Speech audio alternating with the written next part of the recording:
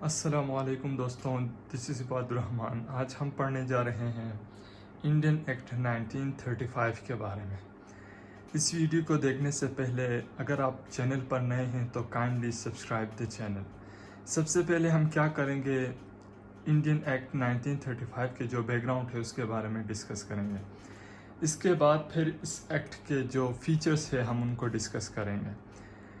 Montagu چیمسفورڈ reform کے تحت 1927 میں سیمن کمیشن سیٹ اپ ہونا تھا۔ جب یہ کمیشن انڈیا بھیج دی گئی تو انڈین نے اس کمیشن کو بائیکاٹ کیے۔ اس کے بعد نہرو نے کیا کیے، اپنی رپورٹ پیش کیے کانسٹیٹیوشنل ریفارمز کے لیے۔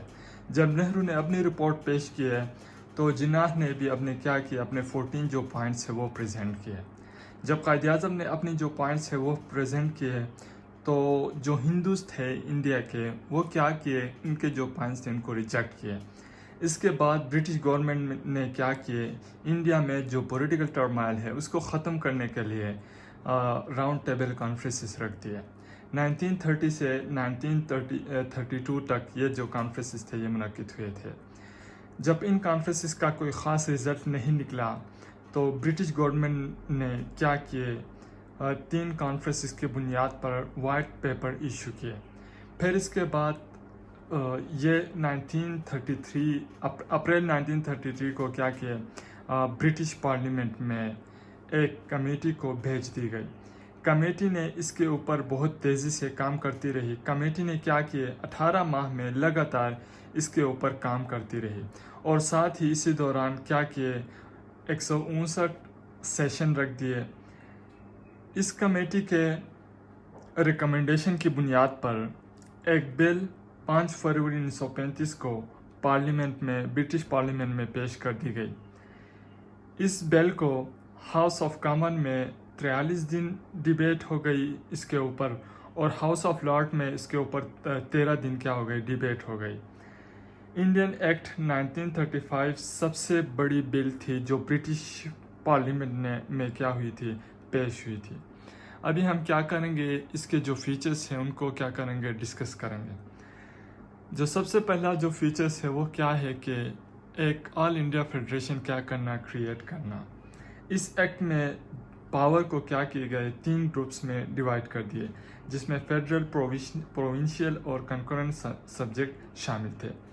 اس کے ساتھ ہی جو ڈائرکی سسٹم تھی اس کو کیا کر دی گئی، ختم کر دی گئی۔ اس ایکٹ کے مطابق جو ڈیفینس، ریلیجیس اور فائنینشیل جو افیئر تھے یا ٹریبلس افیئرس تھے وہ سینٹرل گورنمنٹ کو دے دی گئی۔ گورنر جنرل جو ہوتا تھا وہ کیا کرتا، ان کو ایڈمنسٹر کر رہے تھے، اور ساتھ ہی جو اس کے جو سیکریٹریز تھے وہ بھی ان کے ساتھ کیا تھے، شامل تھے۔ اسی طرح جو فیڈرل جو سبجیکٹس تھے ان کو کیا کر دی گئی، منسٹر کو ٹرانسفر کر دی گئی۔ اس ایکٹ میں by cameral legislature, Indian legislative assembly اور کونسل آف اسٹیٹ کیا کر دی، مہیا کر دی۔ اس ایکٹ میں اسمبلی میں 375 جو ممبرز تھے وہ ہوتے تھے، جس میں سے 250 جو ہوتے تھے وہ برٹش انڈیا کو کیا کر رہے تھے، ریپرزینٹ کر رہے تھے، جبکہ 125 جو ہوتے تھے وہ کیا کر رہے تھے، انڈین اسٹیٹس نومینیٹ کر رہی تھی۔ اسمبلی سال میں ایک بار کیا کر رہی تھی، میٹنگ رکھتی تھی۔ اسمبلی کی مدت جو ہوتی تھی وہ کیا ہوتی تھی، 5 سال کے لیے ہوتی تھی، لیکن جو گورنر جنرل تھا ان کے پاس اختیارات تھے اس کو اسٹیٹ کرنے کے لیے۔ جو اپر ہاؤس یعنی جو کونسل آف اسٹیٹ ہے ایک پرماننٹ باڈی تھی، جس کی 1/3 جو ممبرز تھے ہر 3 سال بعد ریٹائر ہو رہے تھے۔ کونسلز کے ممبر کی تعداد 260 تھے، 260 ممبر سے زیادہ نہیں ہوتے تھے، جن میں سے 156 جو ہوتے تھے وہ کیا کر رہے تھے، برٹش کو ریپرزینٹ کر رہے تھے، اور 140 جو ہوتے تھے وہ انڈین اسٹیٹس کو کیا کر رہے تھے، انڈین اسٹیٹس کو ریپرزینٹ کر رہے تھے۔ ہم بات کر رہے ہیں جو تیسرا جو پروونشل جو اٹانومی ہے اس کے بارے میں۔ صوبوں کو کیا کر دی گئی، زیادہ سے زیادہ پاور اور اتھارٹی دی گئی، اور پہلی بار ایسا ہوا کہ صوبوں کے لیے علیحدہ ادارے بنا دیے گئے۔ مونٹیگو چیمسفورڈ ریفارم میں جو پروویشنل لیول میں جو ڈائرکی سسٹم نافذ کیا گیا تھا اس کو کیا کر دیا گیا، ختم کر دیا گیا۔ صوبوں کو کمپلیٹ کیا دی گئی، اٹانومی دی گئی، اور ساتھ ہی جو منسٹر تھے، जो लोगों के रिप्रेजेंटेटिव थे वो क्या होते थे, जो मिनिस्टर थे वो क्या होंगे, लोगों के रिप्रेजेंटेटिव होंगे। इसके अलावा जो गवर्नर्स थे, गवर्नर्स को भी क्या कर दी गई, प्रोविंस में मखसूस इख्तियारात दिए गए। जो माइनॉरिटीज़ थे उनके हुकूक़ की हिफाजत के लिए भी क्या कर दी गई, जो गवर्नर्स थे उनको क्या कर दी गई, पावर दी गई। अभी हम बात करेंगे जो गवर्नर जनरल्स के जो पावर हैं उनके बारे में बात करेंगे कि जो गवर्नर जनरल्स हैं उनको इस एक्ट में क्या पावर दी गई थी। ब्रिटिश हुकूमत की तरफ से जो गवर्नर जनरल होता था, इसके लिए इस एक्ट में लामहदूद इख्तियारात दिए गए। इससे पहले ये कि सबसे पहले ये कि इसको फेडरल गवर्नमेंट की फाइनेंस में लामहदूद इख्तियारात दिए गए।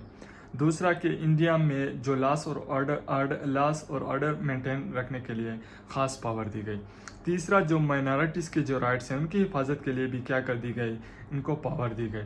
इसके अलावा जो ब्रिटिश गुड्स और जो टैक्सेस होते थे उनको चेक बैलेंस करने के लिए भी क्या कर दी गई, मज़ीद इनको पावर इन्हांस की गई। पांचवा जो पब्लिक सर्वेंट्स होते थे उनकी राइट्स की हिफाजत करना और जो इंडियन स्टेट हैं उनके जो हुकूक़ हैं उनको भी उन तक पहुंचाना वो क्या था, शामिल था। इन इख्तियारात की वजह से गवर्नर जनरल एक ख़ास पोजीशन रखते थे, कोई भी इनके जो डिसीजंस हैं उनको चैलेंज नहीं कर सकते थे। इसके अलावा दूसरे मैटर्स में वो किसी से मशवरा लिए बगैर क्या करते थे, क्या कर सकते थे, वो डिसीजन ले सकते थे, यानी वो किसी के साथ मशवरा लेने के लिए पाबंद नहीं थे।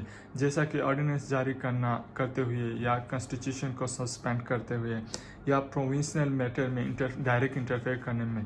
इसके अलावा असेंबली में बिल की डिबेट को भी वो क्या कर सकते थे, डिसअलाउ कर सकते थे। जिस तरह गवर्नर जनरल के जो पास महदूद अख्तियारात थे, इसी तरह प्रोविशनल गवर्नर्स के पास भी क्या थे, महदूद अख्तियारात थे। लॉस और ऑर्डर मेंटेन करना और जो स्टेट्स के जो एम्प्लॉयज़ हैं उनके प्रोटेक्शन और उनके राइट्स की हिफाजत करना और जो मिनॉरिटीज़ हैं उनके हुकूक़ का भी ख्याल रखना, वो क्या था, पावर गवर्नर्स के पास इनके पावर क्या थी, मौजूद थी, यानी कि इनकी पावर को इन्हांस की गई थी। इसके अलावा जो क्या कर दी गई, federal court, federal railway authority, India में क्या कर दी गई, बैंक भी कायम कर दी गई। इसी तरह जो फेडरल सर्विस कमीशन है उसको भी क्या कर दी गई, इस इंडिया में क्या कर दी, क्रिएट की गई। एक्ट के तहत एक वफाकी अदालत क्या कर दी गई, कायम कर दी गई, जिसका दायरा इख्तियार बरतानवी हिंदुस्तान पर था। फेडरल कोर्ट एक चीफ जस्टिस पर मुश्तमिल होता था और 6 जजेस पर मुश्तमिल थे। वफाकी अदालत के जो जज होते थे वो 65 साल तक ऑफिस में बैठ सकते हैं। हाई कोर्ट के जज के लिए 10 साल की प्रैक्टिस दरकार थी और प्रोविशनल कोर्ट के लिए 5 साल। इसके अलावा फेडरल कोर्ट का काम कॉन्स्टिट्यूशन की तशरीह करना और ये भी देखना कि फेडरल और प्रोविशनल आइन के दायरे में काम कर रही है या नहीं, ये भी क्या थी, इस फेडरल कोर्ट में शामिल थी।